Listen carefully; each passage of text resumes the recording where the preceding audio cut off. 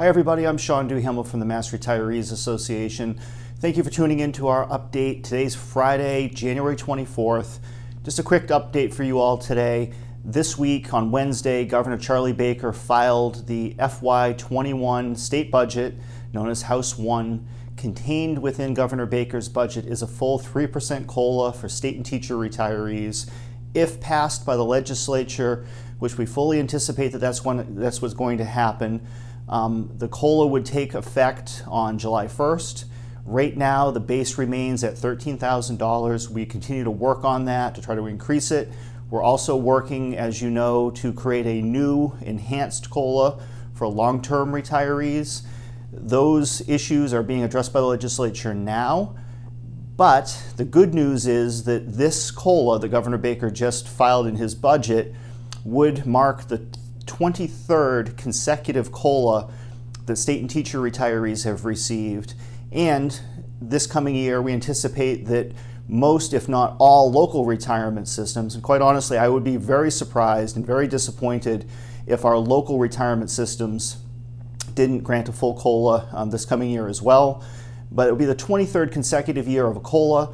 COLAs in Massachusetts are cumulative. They become a permanent part of your pension base, and they continue to accumulate over time.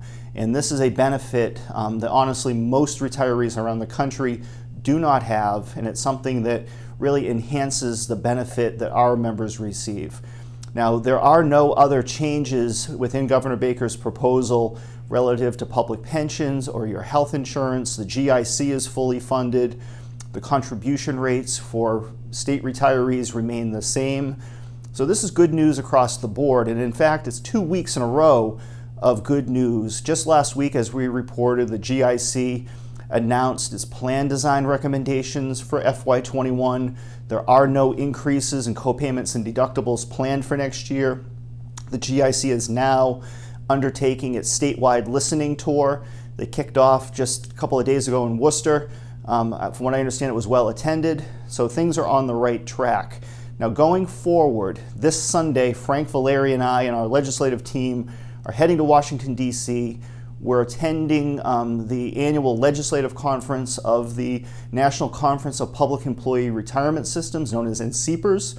NCPERS represents all of the public retiree pension systems across the country. They're a great organization. They hold their annual conference. WEP and GPO, Social Security, all of that are going to be key issues at this conference.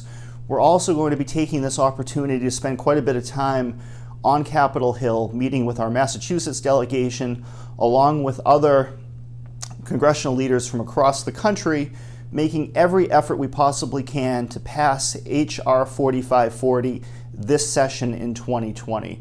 Now, just a couple of days ago, you would have received an email from me. If you were living out of Massachusetts, you received a special urgent email asking that you please take a moment to contact your local member of Congress. And I cannot emphasize just how important this is. And it doesn't need to be anything complicated, just a couple of sentences or a paragraph of, I live in your district, I vote in your district, I pay taxes in this state, and I'm being harmed by this arbitrary federal law, and we have a way to fix it. Urge them to sign on as a co-sponsor of H.R. 4540 and urge them to make this issue, WEP reform, a personal priority for this session.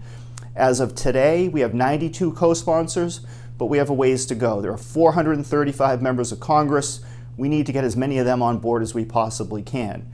Now, when we come back next week, I'll have a full report on H.R. 4540 and all the details there. Rounding out this month, we have a series of meetings planned on Beacon Hill with legislative leaders as we're trying to move forward with our legislative agenda for this year. Basic life insurance increase, COLA enhancement, option B and C reform, veterans bonus increase, and also increasing the number of hours that retirees can return to part-time service. These are all at the very top of our agenda. We feel that there's a realistic opportunity for the legislature to act on and pass these proposals this year. Now, we have 17 different bills. They're all very important, but quite honestly, we know that all of them can't pass. It's just not practical to expect that 17 different bills are going to be passed this year. As much as I would love that, That would be Hall of Fame type of success, but it's just not realistic. But we're going to do the best we can to address as many issues as we can that affect you as a public retiree. Thank you for all the support that you give us. And again, I will be back to you again next Friday with an update on the weapon, the GPO, and everything that's happening in Washington beyond what you're seeing on television. But until then, thank you again so much for your continued support of Mass Retirees.